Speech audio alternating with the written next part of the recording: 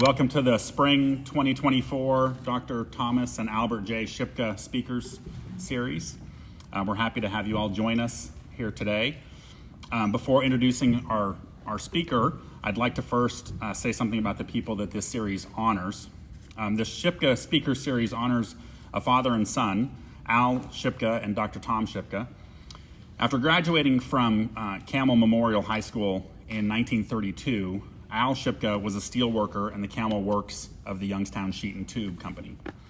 As the years passed, he became president of his local union, a member of the staff and assistant director of the United Steelworkers of America, District 26, president of the Greater Youngstown AFL-CIO Council, and the first representative of organized labor to be appointed to the YSU Board of Trustees. Al died in 1975. Tom Shipka, Al's son, earned a PhD in philosophy from Boston College and served on the YSU full-time faculty from 1969 to 2006. He helped organize and lead the faculty union from 1971 to 1986, chaired the Department of Philosophy and Religious Studies from 1986 to 2006, and served as a fundraiser for both academics and athletics throughout his YSU career. He received the Distinguished Professor Award 3 times for teaching and scholarship, including writing a widely used text for introductory philosophy classes. His gifts to YSU include an endowed scholarship for a student athlete. Dr. Shipka was inducted to the YSU Athletics Hall of Fame as a contributor in 2004 and the YSU Heritage Society in 2009, which is the highest honor that you can get at YSU. One of Dr. Shipka's fundraising activities was a group we call the Philosophy Circle. Many of those donors are actually here in the room with us today. The Philosophy Circle is a generous group of donors who've made it possible for the Department of Humanities and Social Sciences to bring world-class speakers like Dr. Austin to YSU. Tom, if you wouldn't mind standing up for just a minute. I'd like everybody to join me in thanking him for being able to do this. We appreciate everything you've done over the years. It occurs to me actually that he retired in 2006. And though apparently he was on the search committee that hired me, probably the greatest disappointment of his career is that he wasn't chair when I was hired at YSU. I'm sure that's an accurate statement. Okay, so I'll figure out where I am here. We invite you all to join us for some refreshments after the talk behind the Chestnut Room. It's right back there. You can see it if you turn around. And as a final reminder, before I actually introduce the speaker, please silence your phones. So our speaker today is Dr. Michael W. Austin. Dr. Austin is the Foundation Professor of Philosophy at Eastern Kentucky University and Bonhoeffer Senior Fellow at the Miller Center for Interreligious Learning and Leadership at Hebrew College. He is the author or editor of 15 books and more than 35 additional journal articles or book chapters. Dr. Austin's research is focused on ethics and applied ethics, especially issues related to the cultivation of character and connections between character and the common good. Looking over his CV makes this interest clear, but his website and his CV make something else clear as well. He's a passionate lover of sports and the philosophical exploration of sports. Among those 15 books I just mentioned are books on cycling, football, running, and the Olympics. Today, we will be hearing from him talk about his upcoming book, the American Christian Nationalism, Neither American Nor Christian. In this book, Dr. Austin in this book, Dr. Austin argues that American Christian nationalism contradicts both American values and Christian virtues, and then tries to offer a better model for a community that is both authentically Christian and American. Please join me in welcoming Dr. Austin.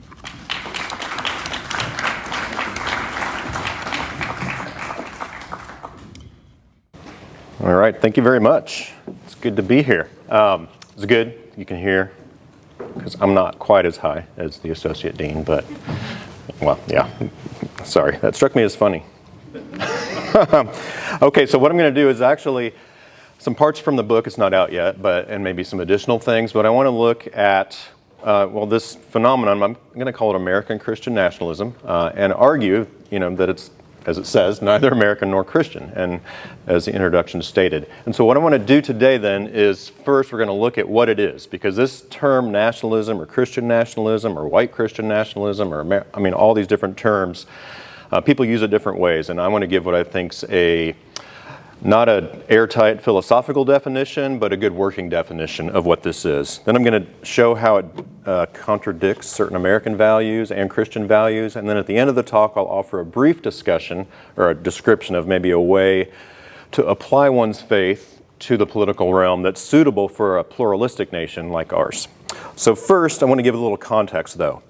Back in 1865, this fresco was completed. It's in the rotunda of the U.S. Capitol, and it's called I might be saying this wrong, Apotheosis of Washington. Okay, that word, apotheosis, means to deify or to make one into a god. So in the picture, or the painting here, right, it depicts George Washington ascending to the heavens. You can kind of see it at the bottom. There's a rainbow sort of at his feet. And then if you zoom in a little bit, the figures to his right and left. One of them is a liberty/authority is one of them, and then on the other side is victory/fame. Okay, so this is in the Capitol, right, in the rotunda, which is interesting. I'd been there and didn't really look up. I wish I had. But at any rate, this tradition of deifying our presidents or something adjacent to that is pretty.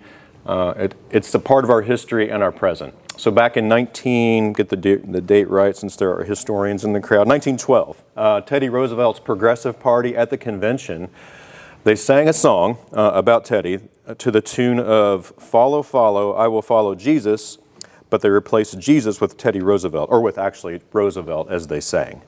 More recently, a year ago when Donald Trump was arraigned for felonies related to hush money payments, Marjorie Taylor Greene said, "Trump is joining some of the most incredible people in history being arrested today." Nelson Mandela was arrested, served time in prison. Jesus was arrested and murdered by the Roman government. Now, research shows we are, of course, pretty partisan in all of this sort of thing. Whether we deify or sort of deify the president, how much power we want to cede to the executive usually depends on the party in power, right? Whoever's in power, we want them to have more. And if it's the other guys, other people, we're not so excited about it, okay? There's also a tradition of seeing America as somehow special in God's sight that runs throughout our history. Especially, if you think about the presidents of the last 70 years or so, I'll list some of these: Kennedy, Johnson, Nixon, Carter, Reagan, Clinton, and Obama. All of them referred to America with this biblical imagery of a city on a hill, right? And it comes straight from the book of Matthew in the New Testament. Many American citizens, religious, generally use the words of 2 Chronicles 7:14 as a way to pray for the United States, which says, this is supposed to be God speaking to actually the nation of Israel. "If my people who are called by my name humble themselves, pray, seek my face, and turn from their wicked ways, then I will hear from heaven and will forgive their sin and heal their land." Now, of course, the passage in the context of the Hebrew Bible is meant to be for the ancient Israelite nation, not the United States. Now, there are many other ways, of course, that religion and politics mix in the United States, some good ways and some not so good. One of those is what I'm calling American Christian nationalism. Now, in some ways it's new in the sense that we're paying more attention to it. But versions of this have been present throughout our history, justifying, manifest destiny, doctrine of discovery, all sorts of things. The contemporary version, though, is being proclaimed, I would say, more openly and more forcefully in certain ways in the political and religious domains. Of course, on social media, but books are being written, talks are being given, conferences are being held, all about this. One reason I'm concerned, or for my own personal concern about this, is that I actually care deeply about my country and want what's best for it, right? And I think any citizen of a nation wants that. And I'm grateful for it for a lot of reasons. Some of those reasons are captured by U2's lead singer, Bono. So I grew up in the 80s, Generation X. It's almost like required that I love you too, and I do. But he said this in a 2012 speech at Georgetown University, which I think expresses some of the important positive goods about the United States. And this is what he said. America's an idea, isn't it? I mean, Ireland's a great country, but it's not an idea. That's where he's from, Ireland. Great Britain's a great country, but it's not an idea. That's how we see you around the world, as one of the greatest ideas in human history. The idea is that you and me are created equal. The idea that life is not meant to be endured, but enjoyed. The idea that if we have dignity, if we have justice, then leave it to us, we'll do the rest. This country was the first to claw its way out of darkness and put that on paper, and God love you for it. Because these aren't just American ideas anymore. These truths, your truths, they're self-evident in us. So look, there's much to be proud of, I think, past and present for the United States, much to regret and much work to do to try to live up to our ideals more fully, right? Part of the notion of an ideal, at least in my perspective, is there's an acceptance that we're never gonna perfectly reach it necessarily, but they should guide our choices, and that they should be sort of the North Star that we are trying to make progress towards. And I think that the best American hope, based on the best American ideals, is that all human beings would enjoy dignity, justice, equality, liberty. And I certainly hope our best days are ahead of us. It's hard to imagine that, kind of the way things are right now, and I'm not from the right or left, but just looking at the discord and disunity in large parts of our nation. But I think it's possible, and I think also I'm strongly convinced that the way forward will not be the way of American Christian nationalism. Now, it's not just an ideological thing, right? These aren't just ideas, they show up in real life. On January 6, 2021, Christian nationalist symbols were on display at the storming of the U.S. Capitol. Again, Marjorie Taylor Greene, she believes that the Republican Party should, quote, be the party of nationalism. We should be Christian nationalists. Congressman Lauren Boebert has claimed that, quote, the church is supposed to direct the government. All right, so these are political figures, and others have done this as well, arguing for Christian nationalism. I'm not sure they know what they're talking about, like what it actually is, but people at that level giving voice and sort of approval to it allows those who do know what it is room to work, and I think that's a mistake. All right, so let's look at more recently then. Right before Easter, you may have seen this, Donald Trump started promoting the God Bless the USA Bible. And on Truth Social, right, his social network, this is what he said when he announced it through a video. Happy Holy Week. Let's make America pray again. As we lead into Good Friday and Easter, I encourage you to get a copy of the God Bless the USA Bible. It's $59.99, by the way, if you're interested. Includes the King James Version of the Bible, Lee Greenwood's handwritten lyrics to God Bless the USA, that song that you hear, at least in my part of the country, every July 4th. The U.S. Constitution, Declaration of Independence, Bill of Rights, and the Pledge of Allegiance. Now, right now in our history, Christian nationalism is showing up on the right end of the political spectrum, but there are versions of it that could show up elsewhere, but just it's the way it is right now. And large numbers of Americans are positive towards it. According to 2023 survey data, 10% of Americans are Christian nationalism adherents. And what that meant on this survey is that they overwhelmingly or completely agreed with a series of statements that aimed at identifying who is a Christian nationalist and to what extent. So that's 10%. Another 19% are Christian nationalism sympathizers, and that means they agree with the statements, but not as strongly or as completely. So it's here. It's got a fairly wide influence on how people think about religion and politics in America and how they act. So let's then actually talk about what it is, right? And there's controversy about this. I'm going to draw primarily from two main sources. The book on the right is called Christian Nationalism, A Biblical Guide to Taking Dominion and Discipling Nations. It's by Andrew Torba and Andrew Isker. I get them mixed up. One of the Andrews is in tech. The other one's a pastor somewhere. The one on your right, Stephen Wolfe, The Case for Christian Nationalism. So Wolfe has a PhD from Louisiana State in political philosophy, and this came out, I think, 2022. But I want to talk for a second about what Christian nationalism isn't, because this is a problem in sort of the social discourse that we have today. Recently on MSNBC, a staff writer at Politico said that Christian nationalists believe human rights come from God.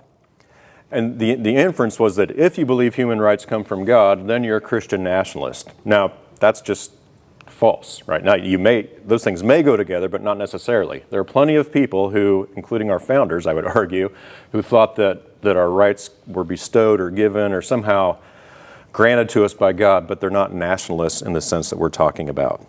And I want to say, too, that Christian nationalists, even though some use it this way, it's not a synonym for politically conservative Christian, necessarily, right? So you can be a politically conservative Christian, strongly pro-life, advocate for that view, and that doesn't make you a Christian nationalist.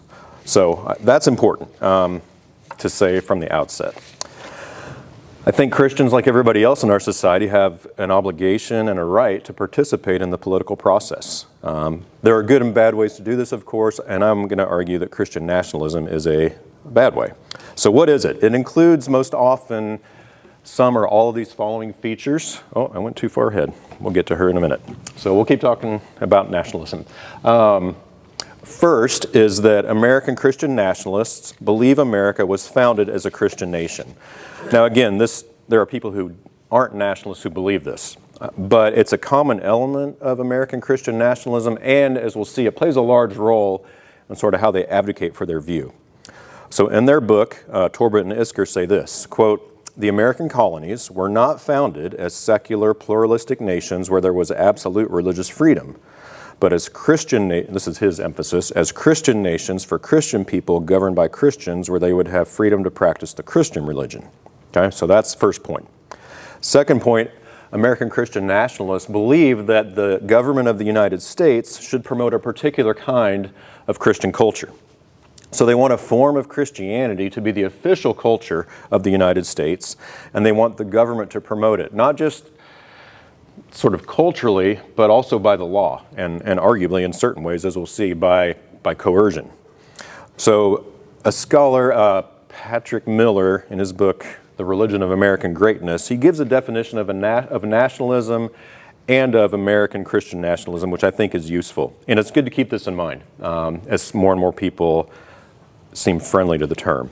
He says, nationalism is the belief that humanity is divisible into mutually distinct, internally coherent cultural groups defined by shared traits like ethnicity, language, religion, and culture, that these groups should each have their own governments, that one of the purposes of government is to promote and protect a nation's cultural identity, and that sovereign nations with strong cultures provide meaning and purpose for human beings.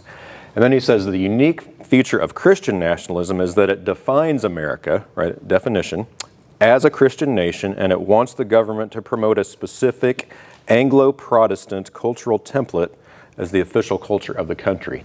Now, what is that template? Some of the things I'll say here are good things, some not so good. But that template is a commitment to individualism, a commitment to individual rights and the rule of law, a particular form of Protestant faith and values, the idea that the government has important responsibilities to fulfill to the governed, and the idea that we've already mentioned, that we're to create a city on a hill or a heaven on earth here in the United States. Now, third, American Christian nationalists, they also believe that American Christians should pursue political and cultural power in order to take dominion over America. The past few years, Christian nationalist activist Sean Feucht has proclaimed that he wants, quote, the kingdom to be the government, and he means the kingdom of God, and that for God to be in control of everything. Now, how does that happen? According to him, God gains control when, quote, believers are the ones writing the laws. So he wants Christians to write our laws, and that we are, the U.S. government is basically reflective of his notion of the kingdom of God. In Wolf's book, The Case for Christian Nationalism, he calls for what he calls a Christian prince, sometimes a Christian magistrate, to come to power who will bring back, and we hear this word a lot, a spirit of dominion and a renewal of America as a Christian nation. The other book, Torbert and Isker, they want Christians to, quote, reclaim and maintain our townships, school board, and counties, then our state legislatures, and then the entire nation. Now, when they say they want Christians empowered, they mean particular Christians, right, who have what they call a biblical worldview that aligns with theirs. So it's not, it's a very narrow slice in terms of ideas, okay? 4th out of 5 American Christian nationalists believe that American Christians should prioritize American interests over the interests of other nations. So why accept this? Why America first? One common line of argument is that they point out that the nation, or a nation, is in some sense like a family. All right? So just like morally speaking, it's okay for me to prioritize the interests of my children or my wife or my parents or brother over the interests of other people. Nations, in this case the American nation, should prioritize its interests over the interests of other nations. Okay, so it's sort of this analogy they set up.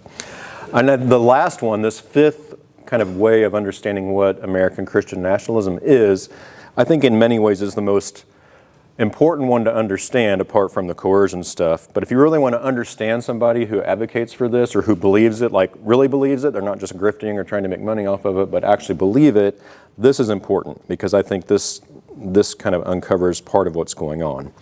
American Christian nationalism fuses the American and Christian identities of its adherents. So what does that mean? It means that it combines your religious identity with your American identity. In his book called The Godless Crusade, Tobias Kramer talks about this a little bit.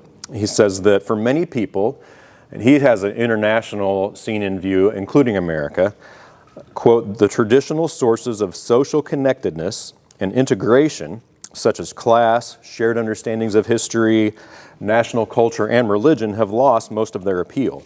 And this has caused a profound crisis of identity for many people. And as he points out, there are demographic changes, economic challenges, decline of religion as a source of identity in many parts of the world. So what many people do is turn to a hybrid identity, and in our case, the hybrid identity is a fusion of being an American and being a Christian. So American Christian nationalism here is that it's about what it means to be an American in the fullest sense, includes being a Christian, and what it means to be a Christian in America is going to be informed by certain understanding of American history and the role of Christians in the state. So that's an overview, so to speak, of Christian nationalism. People write entire books about this, and there's not like one agreed upon definition, but I think this captures what's going on. So it's a good sketch of if somebody says, I believe this is the best way to think about it in general. So let's turn to some criticisms then. First, as has been pointed out, I think Christian nationalism actually conflicts with Central American values. In 1883, the American poet Emma Lazarus wrote a poem called The New Colossus, which you'll be familiar with. If you may not know the name, but you'll know it in a minute. The purpose of the poem was to raise money to build a pedestal for the Statue of Liberty, where it now stands. So in 1903, 20 years later, a bronze plaque with these words was added to it. And so here's the poem from Lazarus. Not like the brazen giant of Greek fame, with conquering limbs astride from land to land. Here at our sea-washed sunset gates shall stand a mighty woman with a torch whose flame is the imprisoned lightning, and her name, Mother of Exiles, from her beacon hand, glows worldwide welcome, her mild eyes command, the air-bridged harbor that twin cities frame. Keep ancient lands your storied pomp, cries she, with silent lips, give me your tired, your poor, your huddled masses yearning to breathe free. The wretched refuse of your teeming shore, send these, the homeless, tempest-tossed to me. I lift my lamp beside the golden door. So this statue and the words communicate some of the key values that we ought to hold dear as Americans. And I want to focus on liberty and equality here in the next few minutes. Now, many people are attracted to Christian nationalism because they think that it's seen as supporting these and other really important American values. But underneath it, I believe, there's too often a vision of America that actually contradicts those values, and at least the best values of our nations, the one that we should aspire to. So let's look at liberty. Obviously, over the decades and, well, centuries now, millions of people have come to America for liberty. They've yearned to breathe free. Millions of Americans are proud that liberty is a quintessentially American value. But like a lot of ideals and big values, what does it actually mean? I think a good definition comes from the book The Everyday Patriot from philosopher Tom Morris, and he gives this definition of liberty as the freedom to direct our lives and respond to what life brings us with the best that is in us. Now, this is going to require a society in which we're able to discover, develop, and then deploy our talents for our own good and for the common good. In this kind of society, I think all of our basic needs will be met. How we do that, right? That's an important argument. But food, shelter, basic medical care. People will also have access to education and job training so they can actually discover, develop, and deploy their talents. That'll be important. And so if liberty is about the right to live, I think it is about the right to live according to our deepest beliefs and convictions, but it's also about our responsibility, right? To live in a way that allows others to do the same. If we get this right, then the basic rights and freedoms of everybody, not just some subset or some subgroup, but of everybody, will be protected. Now, I'm going to argue that nationalism is opposed to the value of liberty in actually a variety of ways. As sociologists Whitehead and Perry explain in their book, Taking America Back for God, they talk about because the embrace of Christian nationalism fuses national and religious symbols and identities, it is able to legitimate its desires for the country in the will of the Christian God, bringing the transcendent to bear on everyday realities.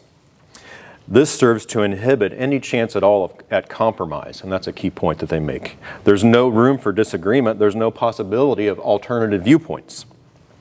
Such a stance leads to a devaluation of the democratic process, where ideally everybody agrees to play by the same rules. Half-truths, shady practices, and authoritarian measures, if in service to realizing a more Christian nation, are deemed necessary to ensure that the right group stays in power. So the liberty of people who don't want to assimilate to the nation's favored culture is often violated by nationalist governments. Some people talk about nationalism as being authoritarian, as being a form of internal imperialism, right? Where the rule by a cultural majority over cultural minorities under the ruler group's predominant language, culture, or religion. So this American Christian nationalism does threaten liberty if it was actually put into practice. So here are some examples along these lines. Stephen Wolfe's Christian prince or magistrate in his ideal Christian nation, that magistrate would have the power to punish, quote, false teachers, heretics, blasphemers, and idolaters for their external expression of such things. So that punishment could include imprisonment, and he says we wouldn't have to do it necessarily, but at least in principle, it could include capital punishment.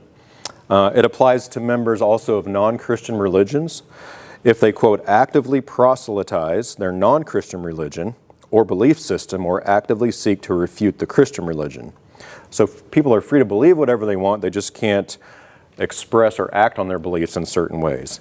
So it's important not to miss what he's arguing. It's basically if a Muslim or Buddhist or Hindu has a conversation with a Christian, maybe trying to advocate for their own religious view or offering objections to Christian belief, then they could be imprisoned or executed. If they do it, if it's like serious enough, right, according to Wolfe. Now, many Christian nationalists also want to limit the liberty of citizens to participate in positions of political leadership, right? It will only be Christians allowed to be in political leadership. Torben and Isker say it this way, quote, leadership and influential positions must be reserved exclusively for those who call Jesus Christ King. Local, state, and national levels. But of course, this violates Article 6 of the U.S. Constitution, which is worth reading here, the part of it anyway. The senators and representatives and the members of the several state legislatures and all executive and judicial officers, both of the United States and of the several states, shall be bound by oath or affirmation to support the Constitution. But no religious test, that's the key phrase, no religious test shall ever be required as a qualification to any office or public trust under the United States. Okay, so let's move to equality, second major American value that we'll talk about. Obviously a fundamental American value expressed in the Declaration of Independence, words that we probably know by heart or at least are familiar with. We hold these truths to be self-evident, that all men are created equal. Affirms the basic dignity, right, of all human beings, the inherent worth of every single human being. And what, in this sense of equality, right, it doesn't matter All that matters is that you're human, right? Then you're equal in this sense of the term. So intelligence, capability, wealth, religion, lack of religion, race, gender, sexuality, none of those things undermine basic equality. But in Christian nationalist visions of America, non-Christians are again denied equal status under the law. Wolf says non-Christians will be able to have justice, peace, and safety, but they are not entitled to political equality. Now, they may not consent when the ruling Christians put into practice laws or create laws that privilege Christians. They could even engage in some forms of dissent, but their dissent can be, if they're non-Christians, their dissent can justly be ignored for Wolf. Second, there are serious problems in Christian nationalism related to racial equality. Now, it's not going to sound like it when I read this first quote, but we'll get there. Torbert and Isker in their book say that, quote, Christianity is not limited to any race, ethnicity, or culture. Therefore, Christian nationalism cannot be limited to any race, ethnicity, or culture. But they do express worries about Christians being, quote, demographically replaced in the United States. Now, even if they're focused only on religion here, there are still problems, right? It's still a violation of the value of equality. Would they limit immigration, right, to only Christians, for example? But I think the stated sort of rejections, and they do this in their books, they reject charges of racial or ethnic bias. They're undermined, their rejections are undermined by the actual words that they say both on social media and in some of their other books. So Stephen Wolf again claims that, quote, white evangelicals are the lone bulwark against moral insanity in America. Of course, that ignores whether or not that's true. That's one debate to have. The second debate to have is ignores the large numbers of Americans of different races, ethnicities, religion, no religion at all, who work hard at building a better America, right, serving others, securing liberty, justice, equality, all those sorts of things. Torba on Twitter said, quote, God created different ethnic groups. To preserve them, the ethnic groups, is to preserve God's creation and is therefore an inherent good. Now, that kind of thinking is going to undergird all sorts of racially unjust ideas, right? If that's correct, logically, then interethnic marriage would be wrong, as it fails to, quote, preserve God's creation of different ethnic groups. Wolf, again, claims that people of different ethnic groups can exercise respect for difference, so they can do that. They can conduct some routine business with each other. They can join in interethnic alliances for mutual good and exercise common humanity, but they cannot have a life together that goes beyond mutual alliance. So the deepest of human relationships, of that deep form of community, like marriage, parenting, deep friendship, they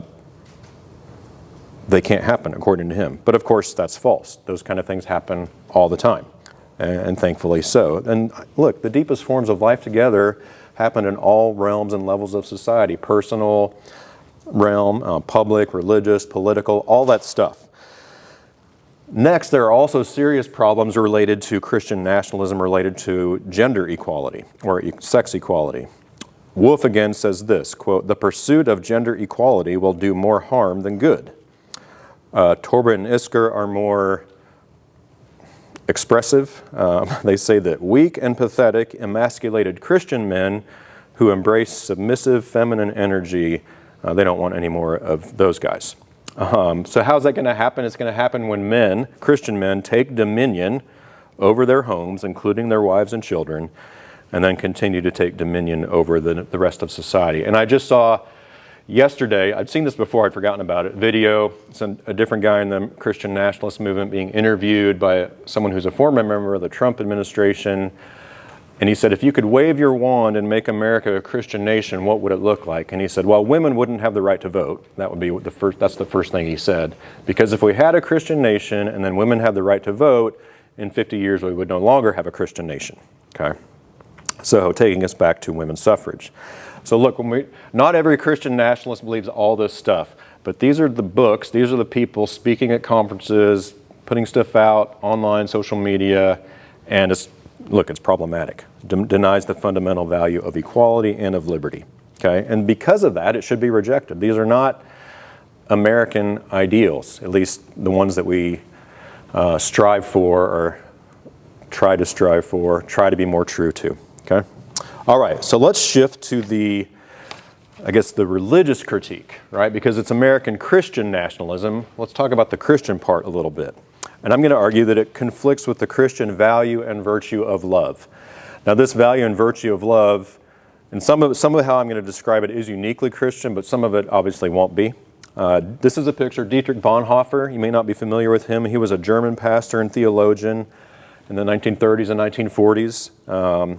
Ended up being a martyr at the hands of the Nazis about 2 or 3 weeks before the end of the war. He was actually in America teaching at, I want to say, Union Theological Seminary in New York City. Got involved with the black church in Harlem, taught Sunday school to little kids there, and that experience transformed him. But he went back. He could have stayed in the United States, safe from the Nazis, but he went back out of a sense of obligation to his nation. And of course, that time in Germany, it was a different form in some ways of nationalism, but it was religious nationalism, Christian nationalism of a different sort. He said this, a couple of points that I think are worth starting with. Bonhoeffer said, "It's the great mistake of a false Protestant ethic to assume that loving Christ can be the same as loving one's native country. Jesus does not talk that way." Then he says, "Christianity has adjusted itself much too easily to the worship of power. It should give much more offense, more shock to the world than it is doing. Christianity should take a much more definite stand for the weak than to consider the potential moral right of the strong." So Bonhoeffer's view here is, and he's arguing that the power of the church, elsewhere he talks about not being in the words that it says, and of course we've got words everywhere these days, but that the power of the church comes out in the human example it offers in the character of Christians. That's the ideal. So in short, for Bonhoeffer, Christians should not just speak about love or talk about love, they must act in love, at least if they want to be true to their faith. Now, of course, there's all kinds of disagreements. Who counts as a Christian, who doesn't? I'm going to put all that sort of theology proper to the side, and some things are pretty straightforward, like in terms of Christian practice. Something called the Great Commandment. In the New Testament book of Matthew, Jesus gets asked, what's the greatest commandment, right? Which is the most important thing to do in the religious life? And he says this, "You shall love the Lord your God with all your heart, with all your soul, and with all your mind. This is the greatest and first commandment, and a second is like it. You shall love your neighbor as yourself." Now, loving one's neighbor, what does that mean, right? It means to seek their good, to seek their flourishing, their well-being, and, if needed, in sacrificial ways. These are the highest principles, the great commandment of Christian ethics. Love God, love your neighbor as yourself. I'm not saying it's easy, but it's clear. A lot of things in the Bible aren't clear. That's pretty clear. But love, of course, is not just a command to be obeyed or a principle to be followed, but it's also a virtue to be embodied. Love, you could argue, is the greatest Christian virtue. So what does that mean? It means if I've got the virtue of love, if you've got the virtue of love, then you or I have an inner disposition to work for the good of others. I will the good of other people, and so I've got a disposition to will that good for them. If I've got this virtue, I will habitually do good to and for others. Okay? All right. Later, in the New Testament book of Luke, a similar or the same commandment is alluded to, but Luke sets up the scene differently, or the author of Luke. He says that he has a teacher of the religious law, an expert in the religious law of the time, and Luke says the writer, who wanted to justify himself, right, that's a very human impulse, asked Jesus after he says the great commandment, "And who is my neighbor?" Right, and this takes us to one of the most well-known parables that Jesus offered in the New Testament, the parable of the Good Samaritan. So in the story, you may be familiar, may not, depending on your background, if you've had a course in religion, but basically it's a road through the country. A man is beaten, and his clothes and all of his goods are taken by robbers. They flee. So he's lying on the side of the road, wounded, right? Seriously wounded. A priest walks by and keeps going, right? Then a little bit later in the parable, a Levite, another religious figure of the time, walks by. Those are the kind of people that the audience in this telling of the parable would have thought, well, of course they would stop, right? They're like experts in the religious law, they're supposed to set an example. They keep going by. But the third person to come by, a Samaritan who was marginalized and looked down upon by Jesus' audience, is the one that stops.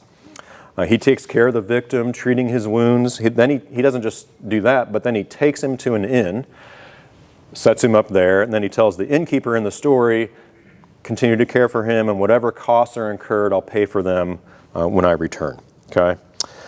So what happens here in the parable? Jesus actually turns that question in the book of Luke, who is my neighbor, on its head.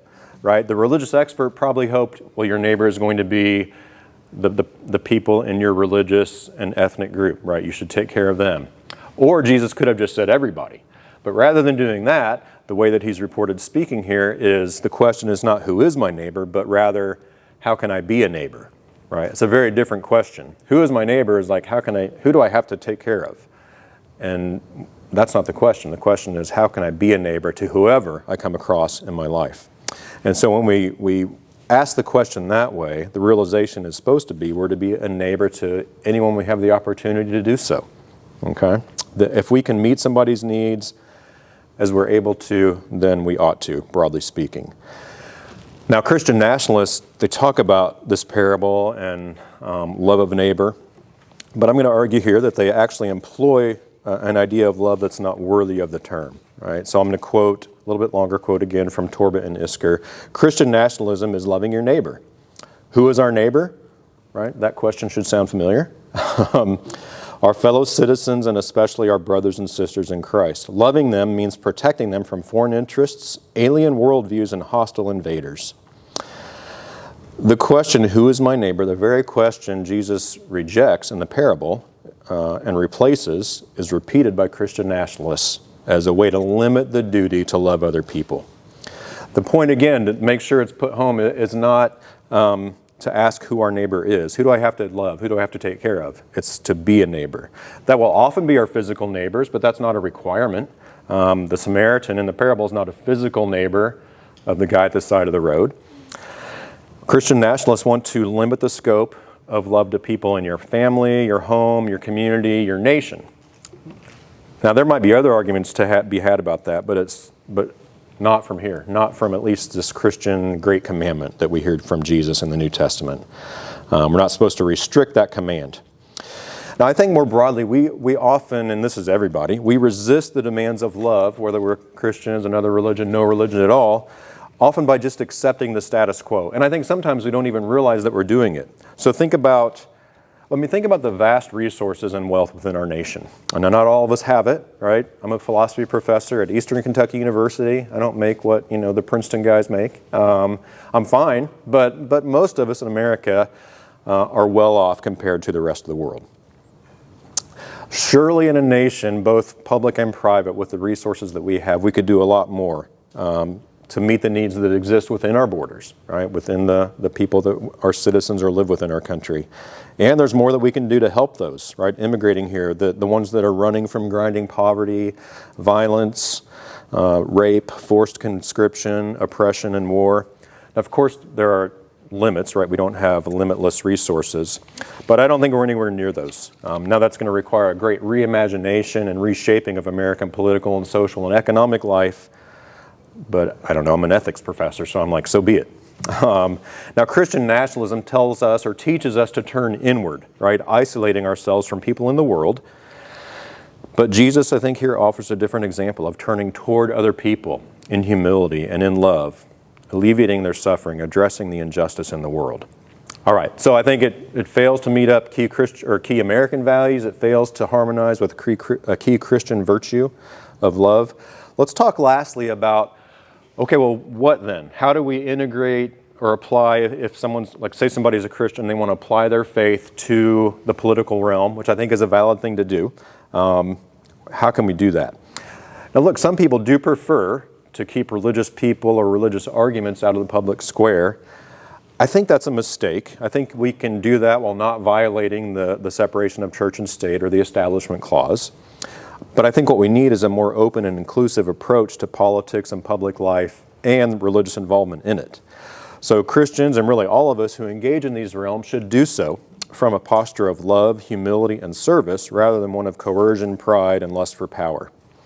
So let's look at a vision of the beloved community from Martin Luther King Jr. In many ways, this was the centerpiece of his life and work.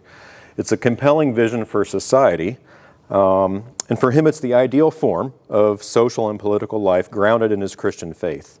He talks about it being the ideal Christian society, but it's not a society that's just for Christians or ruled by Christians. Rather, it's a community for all people where love, justice, and community prevail. Everybody can flourish, any religion, no religion at all, because the basic dignity of all is not only respected, it's actually cherished, right? So it's not just basic respect, but there's actual appreciation for one another. Now, I think he's right. As someone who ascribes to a version of the Christian faith, I think that this is the ideal Christian society. But I think describing it in that way is it can be misleading or confusing. I mean, I think it'd be more accurate or less confusing to call it the ideal human society, because I think that's really what King is about, right? He doesn't want to create a Christian society in the sense that we often think of that. Any religion, any philosophy, any worldview that values humanity, that works to foster the common good and the flourishing of all people has good reasons to work towards this kind of community. But the vision of the beloved community, it's drastically different than the society envisioned by Christian nationalists, right? There's going to be deep unity. There are no racial, social, or class divisions, no economic divisions, no divisions based on gender, age, religion, education. Love and acceptance of others would be more than platitudes. They would be part and parcel of daily life in the idealized form. King puts it this way, quote, "The agony of the poor impoverishes the rich. The betterment of the poor enriches the rich. We are inevitably our brother's keeper because we are our brother's brother. Whatever affects one directly affects all indirectly." And so rather than focusing solely on the good of the people in our homes, that's good to do, but not just that, or our neighborhood or even our nation, we take responsibility for one another. It's going to look different. The way I take responsibility and love for my children or my close friend or a colleague is going to look different than a member of the community or someone from Youngstown State that I just met, or a young girl in Haiti right now, or whatever it is. But we can still do that in different ways, and I think it's arguably a demand of love. And that's really the stark difference between the beloved community and Christian nationalist visions of our society. The beloved community is actually a community for all people.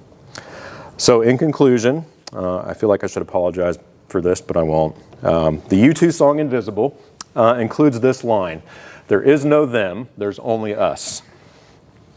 Now this song expresses a central part, I think, of the vision of the beloved community that we should strive for, a place or a community that has unity, justice, and love at its heart. The beloved community is a community where it's not simply us. It's not us versus them. It's not even us and them. Only us, as the song says. Thank you.